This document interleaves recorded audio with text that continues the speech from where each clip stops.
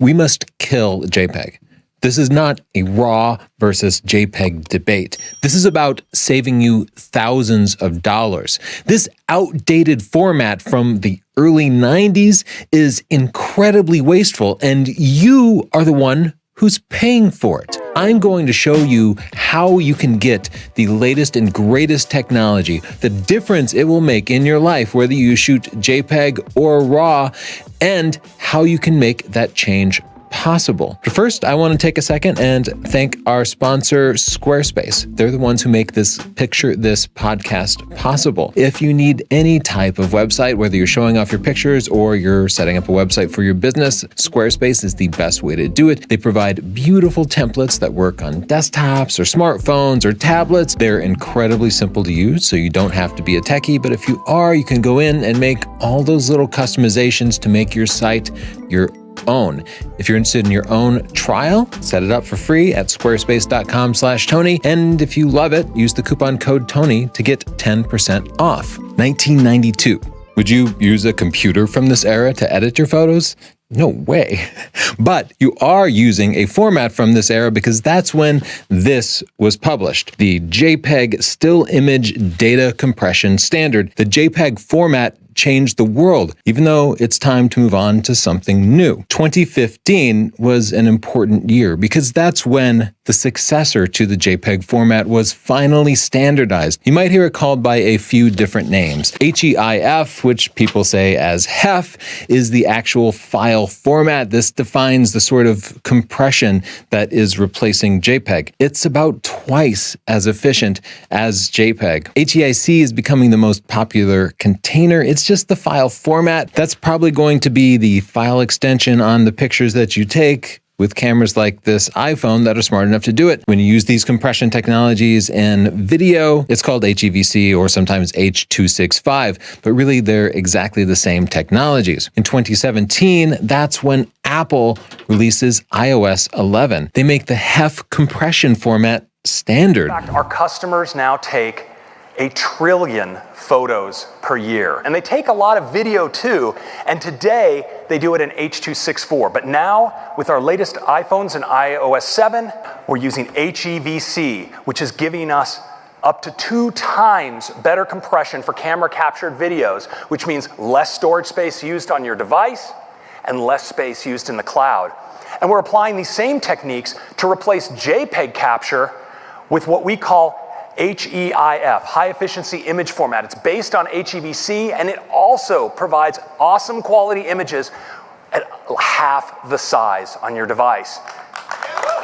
It makes so much sense, but in 2017, it was actually kind of a pain because nobody else had caught up with Apple. You couldn't open up the pictures in Lightroom or pretty much any other photo editing app, but they caught up pretty fast. In 2018, Adobe got on board, they started supporting the format, and now you could just import your pictures just like any other normal standard camera workflow. In 2018, all the barriers to working with these files pretty much disappeared, so there were only advantages and no more disadvantages. It wasn't until 2020, which hasn't actually happened yet, that camera manufacturers finally caught up. Canon, here in 2019, announced the forthcoming 1DX Mark III, their top-end professional sports camera, which in the past has cost about $6,000. The next generation will also support JPEGs, but it is supporting the HEF file format, and that's going to give those pro sport shooters at the Olympics twice the buffer, twice the storage capacity. When they're setting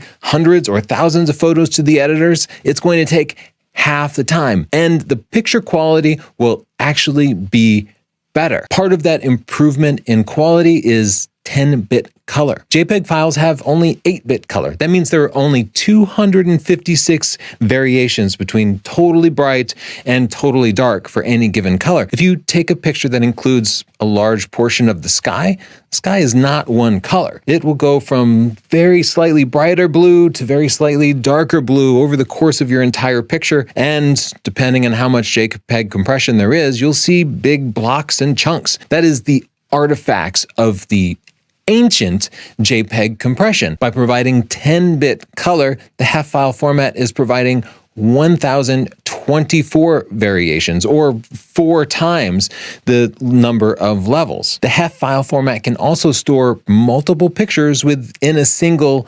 HEIC container. And that's why when you take a live photo on your iPhone, you can scroll through and pick the perfect moment. And I would love to see that in real cameras. You would no longer have to take 5 pictures just to be sure that you got one where everybody's eyes were open. Instead, you could scrub through the split second happening before and after you press the shutter and pick the very best moment with resolution that your human reflexes could not possibly time. You could also add proper depth mapping to the HEIC container. On our iPhones, we can use this to adjust the amount of background blur in our portraits. You could do that in your real cameras too, especially the Canon cameras, which have that dual pixel autofocus sensor.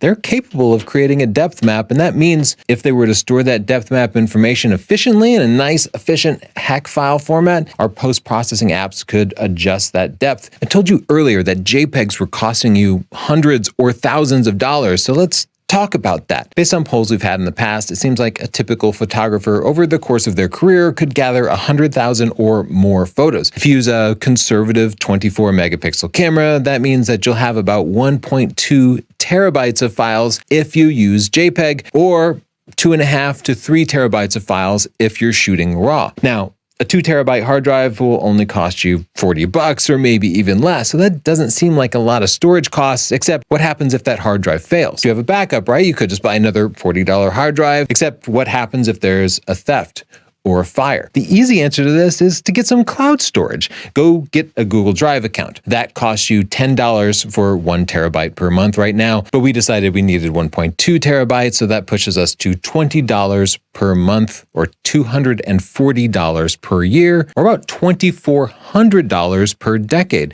And seriously, ask yourself, how long are you going to want to have access to these pictures? Is it just 10 years? Or maybe you want your grandkids to see it, your great-grandkids to see it. You might want to store these pictures for 50 or 100 years. The storage companies have figured this out. They've done this math. They know that once you get your pictures copied to them, you're going to be paying them for that storage for a long time. And this is not just JPEG. This is RAW files too. Most RAW files are completely uncompressed, or what you call losslessly compressed. But there's no real reason for that. We could use lossy compression in an efficient way to reduce the sizes of these files by half or more without you ever being able to notice a difference. It's not just still images, but this also applies to video files. Most cameras that you're probably using are using Motion JPEG or H.264. They're also using outdated formats. You'll also pay when you buy memory cards. 256 gig UHS 2 memory cards, you can get them cheaper, but the professional grade ones will cost you about $760 for the pair of them. With an efficient file format that consumed half the space, we could store the same number of pictures on a 128 gig card that would only cost $380 for 2 of them. So right away, this would save us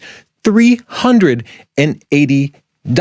When I tell you how much it would cost the camera manufacturers to give this capability, you will lose your mind. Have you ever had your camera buffer because you took too many pictures in a row? You know, you're shooting continuously and it goes from shooting fast, click, click, click, click, click, to slow, click, click, click. If you could cut the size of the files in half, you would basically double the buffer, meaning you could take twice as many pictures with the same amount of space. It also means that those pictures would copy to the cards twice as fast. On the flip side, you could actually use less expensive, slower cards and have the same pictures per second write speed, another way that you could potentially save money just by changing this file format. Transfers from your camera would speed up too, not just the traditional unloading pictures from your memory card, but tethering. If you're shooting live in a studio and you want to see the pictures on a computer, that can be kind of slow. Wi-Fi can be terribly slow right now. The performance of that could be doubled without changing the bandwidth at all because the files are smaller. This would also enable new technologies,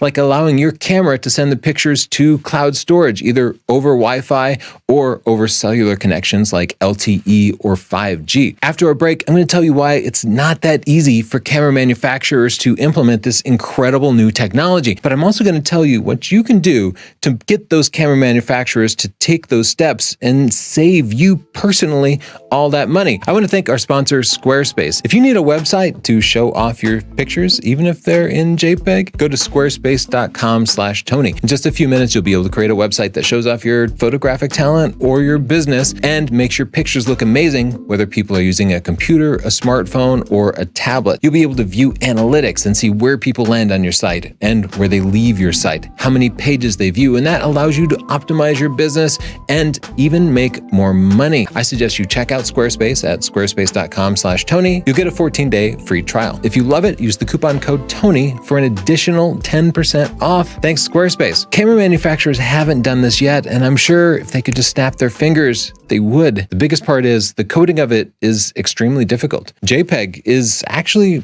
really pretty simple to implement, even if you need to create your own libraries. Now, if you're writing a program for iOS or Windows or something, you simply use existing software development kits, SDKs, or application programming interfaces, APIs, and it makes it all really simple. But if you are Canon and you need to implement this software on their proprietary OS with their proprietary chip, you've got a lot of coding ahead of you to do. It's made even more complex by the need for compatibility with third-party software. That's incredibly complex because HEIF and HEIC are incredibly complex themselves. That's how they get more done. But there's just a one-time software development cost that will benefit millions of users for decades. So that cost would be immediately recouped. The hard part is it's the consumers who recoup the cost and the manufacturers who actually absorb the cost. So we need to make sure that it's worth their while. The HEIF file format also requires more processing power. So you could double the performance of the processor, or you could slow down how long it takes. Now,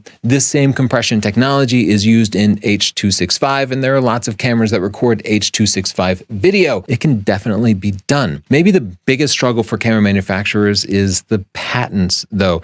Let's look at the official list of patent holders. You have Canon, Dolby, all these GE, Godo, HFI. I don't even know the names of all of these companies, but it's a huge list. Samsung, Warner Brothers, these all own a piece of what goes into HEIF. Now, there are ways to sort of get the rights to use all of these different patents in your technology. There are patent aggregators like HEVC Advanced that make agreements with all these different companies so they can just sell you one bundle saying, hey, you can use this on this particular device for this number of years. So that's fairly straightforward. What does it cost? Well, looking at their full pricing sheet, it kind of varies based on device. If it's a mobile phone or a tablet, you're looking at about 40 cents per device, but they're not allowed to sell the codec for use in devices that record in that format for commercial purposes. And I'm not exactly sure where most modern cameras stand on that. We do know it's possible since Canon has already done it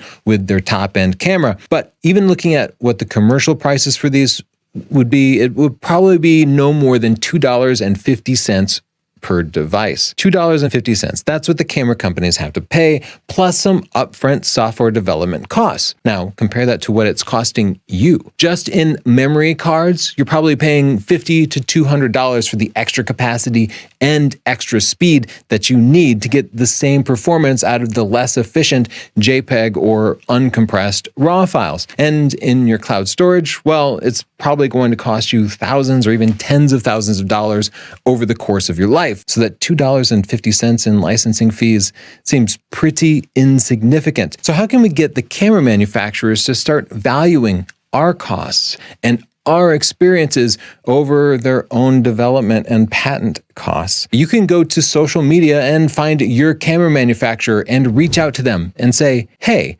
JPEG is outdated. Hey, I want the latest formats. I want H.265 video. I want the HEIF file format. Tell them I would be willing to pay more for a new camera that had these technologies because I know I will recoup that upfront cost. If we do nothing, the camera companies will do nothing. They have proven that historically, time and time again. I want to thank our sponsor, Squarespace. No matter what type of website you need, Squarespace is probably the right answer. You can create an online store. You can just show off your pictures and make yourself look great. You can make your business look amazing. Just head to squarespace.com/Tony. You'll get a 14-day free trial. Set it up. Put your best pictures up there. It's a great experience, even if you don't end up using it long term. If you do love it, only then do you have to give them a credit card. And at that time, use the coupon code Tony and I'll save you 10% off. I want to thank the people who created the original JPEG standard,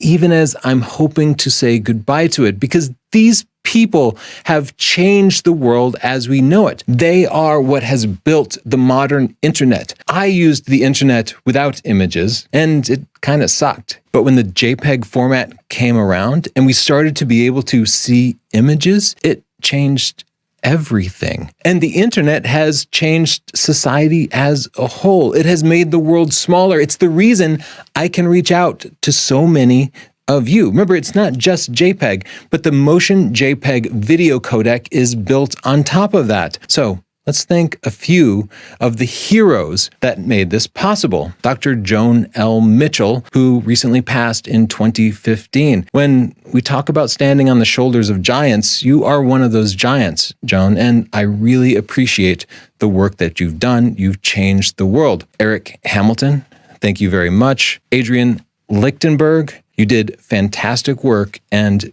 it has not been forgotten. Istvan Sebastian, sorry if I butchered your name, but I appreciate your work. We use it every day. All of humanity has benefited from it. I couldn't find everybody's pictures from the acknowledgments of this document, so I'm just going to read the rest of their names and do my best with the pronunciations. Aaron Gill at the company Zoran in Israel, Alien Ledger at CCETT in France, Herbert Loscheller at ANT in Germany, Michael Neer at Kodak in the USA, Takao Omachi at NEC in Japan, William Pennebaker at IBM in the United States, Henning Poulsen, KTAS in Denmark, Jorgen Vaben at Autograph in Denmark, Hiroshi Yasuda at NTT in Japan, and Graham Hudson at the British Telecom in the UK. You can see it was a worldwide team who made all of this possible. And if you see one of these people, give them a hug, give them your appreciation, and thank a nerd in general. Nerds don't get celebrated like other heroes, but they make the infrastructure that we build our lives upon, and they don't generally get appreciated. So thank you very much.